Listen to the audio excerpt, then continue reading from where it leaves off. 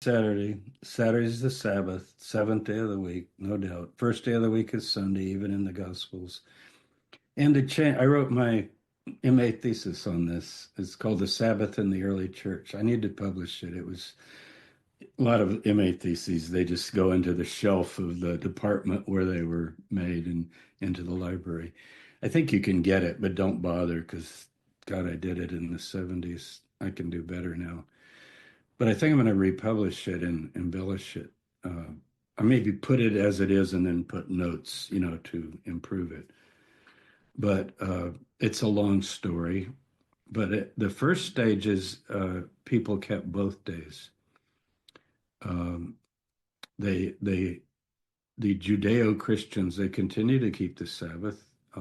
It's the holy day, one of the Ten Commandments. And the book of Revelation talks about the Ark of the Covenant being open and the Ten Commandments being revealed. I don't think one of them was crossed out. And that's Revelation 11. The judgment of God comes on the world for breaking God's law. James says if you offend in one point, he's talking about the points of the 10, you've broken them all. So, and he names, others to show that he's talking about the Ten Commandments. But they also celebrated Sunday as the Lord's Day. But it's not a Sabbath. It's the day of the new creation of rejoicing. It's in the Didache. That's our earliest reference. On the Lord's Day, come together, break bread. And I think it's even in Acts 27. I was taught this in the Church of Christ, Acts 20, verse 7. On the first day of the week, the disciples came together to bake bread. And Paul continued his speech until midnight.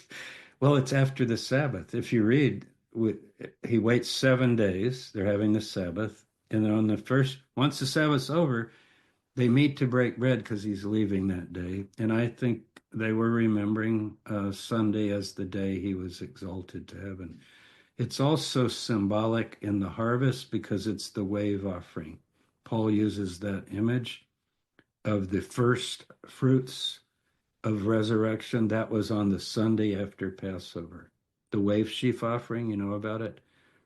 Today it's always done on the 16th, but then it was done on the morrow.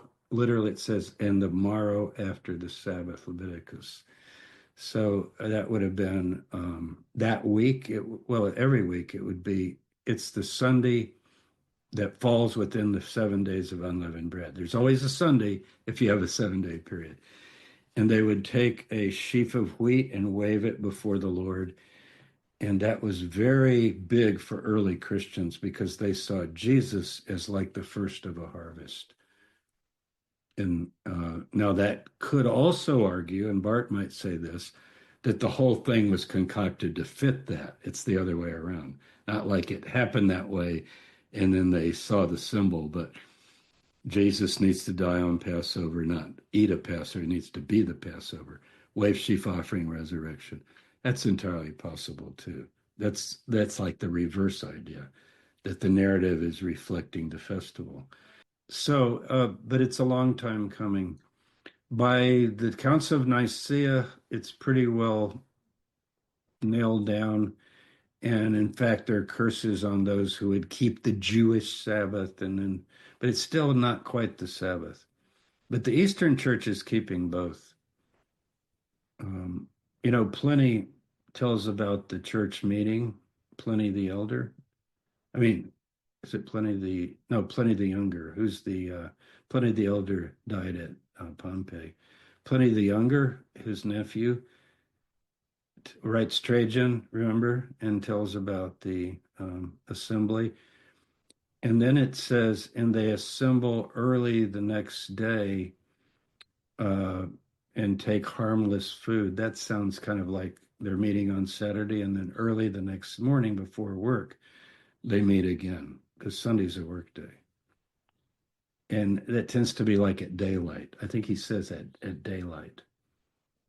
So Easter is getting remembered as Easter very early on, but it's not the Sabbath day yet. Later, it's like the church just needs to take over the fourth commandment and say that Sunday's it. And the Jews are like, no, that's the first day, not the seventh. The Ten Commandments says the seventh day is the day. So ask your Adventist friends, they know all about it.